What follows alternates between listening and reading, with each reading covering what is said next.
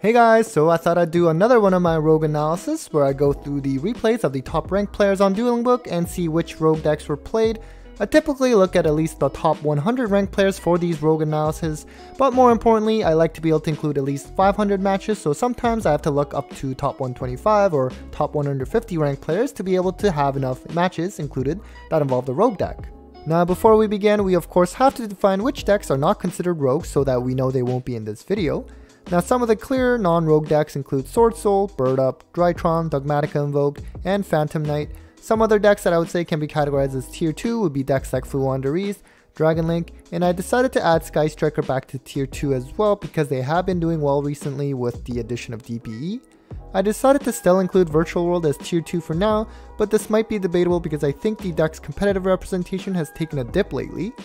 I'm also including Prank Kids as rogue now, so I get it. Some of these choices are not so clear and some would argue they are tier 2 or rogue, so it's not going to be perfect. So anyways, this was the breakdown of the rogue decks played by our top ranked players in December.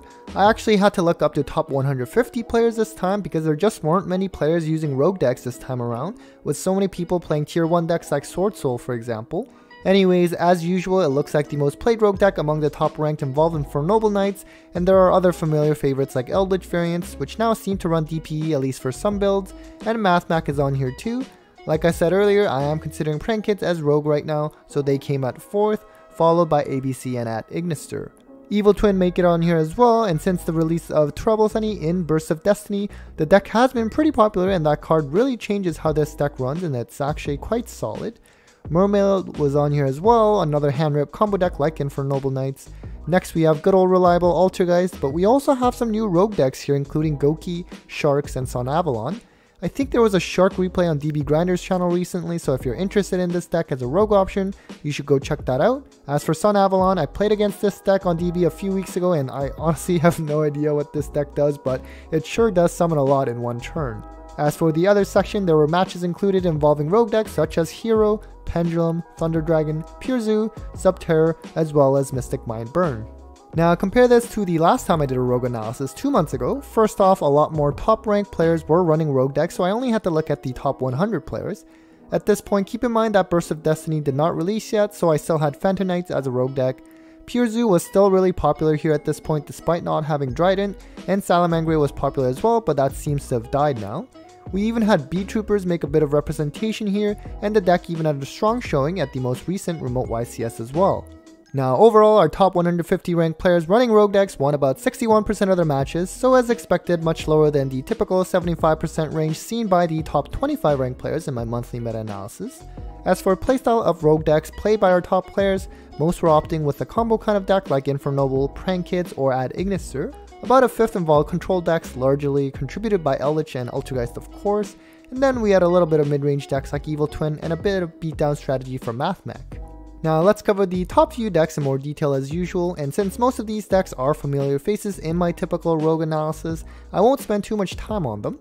So first we have Infernoble Knights that won 65% of the matches, and since they are pretty reliant on going first and do their hand ripping, clearly there was a big difference in win percentage based on whether or not they won the die roll.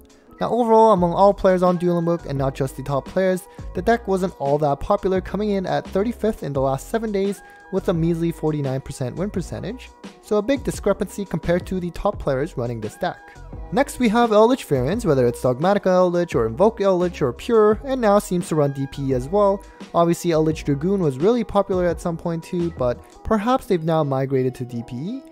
Anyways, these variants won 60% of their matches, so it's pretty solid, but far from the tier 1 status this deck once was. By die roll, the players running Eldlich Variants won 69% of the matches if they won the die roll, compared to 54% when they lost the die roll. Being control oriented, the deck can still outgrind even if it has to go second, but obviously going first is preferable. Now overall, among all players, Eldlich decks are quite popular at 9th since it is more so of an engine after all and can be put in a variety of different decks. The deck had a 54% win percentage among all players as well, which isn't too bad. Next we have Mathmech, which essentially always makes my rogue analysis at this point, so if you want a rogue deck with a competitive potential that not many opponents will know how they work, this deck is for you. This time the top players running Mathmech won 60% of the matches, and their win percentage by die roll didn't differ too much this time around.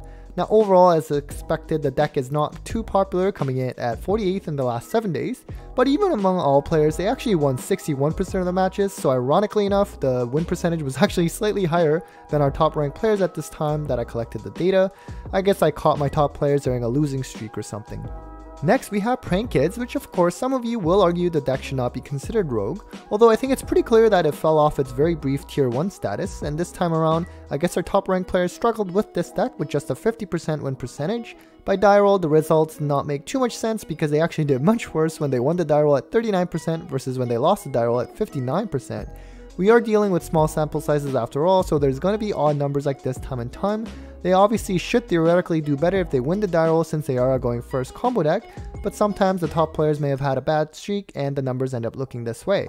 Among all players on DB, Prank Kids was the 15th most played deck in the last 7 days, so still somewhat popular. But among all players, the deck had a pretty poor win rate at 47%, so looks like this deck is struggling after that Meow Meow Mew hit. Next we have ABC, which of course the best player with this deck is Pier555, but there's other top players that also run this deck. Overall, the deck won 62% of the matches, and again, we do see a bit of strange outcome in that the deck does slightly better when our top players lost a die roll. It's another deck where it should theoretically do better when it wins a die roll since it's another going first deck, but sometimes it does not pan out that way. Overall, not the most popular deck, coming in at 32nd in the last 7 days. The deck had a pretty poor win percentage of 48% as well among all players, so a pretty big discrepancy compared to what our top players can do with this deck. Lastly, we have Ad Ignister, which has sort of fallen off a lot considering that around July, after Lightning Overdrive, the deck was super popular. Overall, it won 62% of their matches as well, and is another die roll dependent deck with much better 72% win percentage when they won the die roll compared to 43% when they lost the die roll. I suppose their win condition in setting up a towers is not good enough this format, and overall, it was the 29th most played deck in the last 7 days, so not the most popular deck. Although, even among all players, they won 53% with this deck, which is respectable. Alright guys, so that was it for this month's rogue analysis. Hope you enjoyed that. Hope the video was able to give you some options on what rogue deck to play next. Take care guys.